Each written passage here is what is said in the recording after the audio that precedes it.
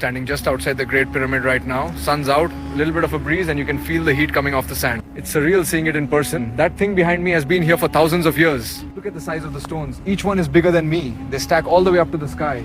I'm going to head closer and take it in for a minute. Looking right next to these massive stones at the base of the pyramid, you can see how wide they are. Each one is like a ledge. I'll take the camera up so you can see how high it goes. Look at that. The blocks keep climbing all the way to the tip, and you can barely see the top against the sky. Now I'm sitting on one of the massive limestone blocks at the base of the pyramid. This single piece weighs several tons. You can see how weathered the edges are from more than 4,000 years of wind and sand. Around me there are lots of visitors taking in the view. Behind me is one of the world's most recognizable monuments, the Great Sphinx of Giza. We're standing on the Giza Plateau, a few hundred meters east of the pyramids. From here you can see how the statue faces directly toward the rising sun. We're standing right beside the Great Sphinx now, so let me point out a few things, starting with the head. That entire head is carved from a single ridge of limestone and shaped like a pharaoh wearing the striped Nemes headdress. You can still see the uraeus, the cobra symbol, on the forehead, and the ears are tucked under the cloth. Alright, we're heading inside the pyramid now. The air in here is cool and still, and every step echoes. Look at these carvings, still sharp after thousands of years. The passage opens into this huge chamber. It's incredible. Here's the sarcophagus, carved from solid granite.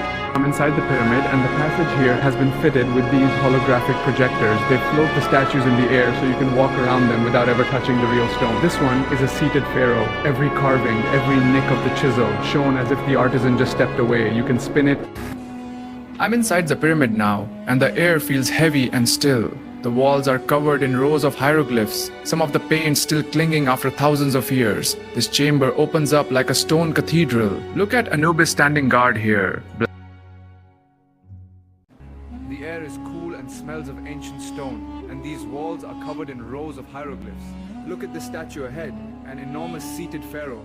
The headdress still has traces of... We're inside the heart of the pyramid now. The light is low, but the holograms open it up like windows to the past. This projection next to me recreates the seated pharaoh exactly as the fragments were found. And you can walk all the way around it. Now we're inside the pyramid. This hall is lined with sandstone blocks, and the air is cool but filled with a warm glow from the lights. On my right is the new holographic display that brings every statue to life in light. Here, a seated pharaoh turns in midair. You can see the carvings on the crown. Now I'm inside the pyramid, and the air is cool and still. My footsteps echo between these sandstone walls covered in hieroglyphs. Look at this corridor. Every block is carved and painted. On the left, the relief shows a pharaoh offering to the gods. We're at the outer chamber door of the pyramid. It's cut from limestone and covered in hieroglyphs, and I'm going to step inside.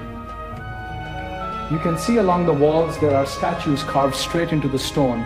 This first one is a seated scribe